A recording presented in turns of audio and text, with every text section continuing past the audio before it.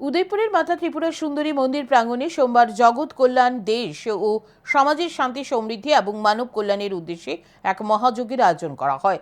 এই মহাযজ্ঞে আধ্যাত্মিক নেতৃত্ব দেন গোবর্ধন পীঠাধীশ্বর আদি শঙ্করাচার্য স্বামী অশোকানন্দ মহারাজজি। বৈদিক মন্ত্র উচ্চারণ, পূজার্চনা ও অগ্নিহোমের মধ্য দিয়ে অত্যন্ত ধর্মীয় পরিবেশে যজ্ঞ সম্পন্ন হয়। অনুষ্ঠানে উপস্থিত ভক্তরা বিশ্ব শান্তি, মানব কল্যাণ এবং সকলের সুখ সমৃদ্ধি কামনার প্রার্থনা করেন। এই দিনের এই ধর্মীয় অনুষ্ঠানের আয়োজন করেন রাষ্ট্রীয় সনাতনী সেবা সংঘের গোমতী জেলা শাখা। সংগঠনের পক্ষ থেকে রবিবারই সকল ভক্ত অনুরাগীদের অনুষ্ঠানে যোগদানের জন্য আন্তরিক আমন্ত্রণ জানানো হয়েছিল। সেই আহ্বানে সাড়া দিয়ে সোমবার সকাল থেকে মাতাবাড়ি মন্দির প্রাঙ্গণে বিভিন্ন প্রান্ত থেকে প্রচুর সংখ্যক ভক্ত, সাধু সন্ন্যাসী ও ধর্মপ্রাণ মানুষের সমাগম ঘটে। যজ্ঞ চলাকালীন সময়ে ভক্তরা বৈদিক মন্ত্র উচ্চারণ করে আধ্যাত্মিক পরিবেশে নিজেদের সম্পৃক্ত করেন।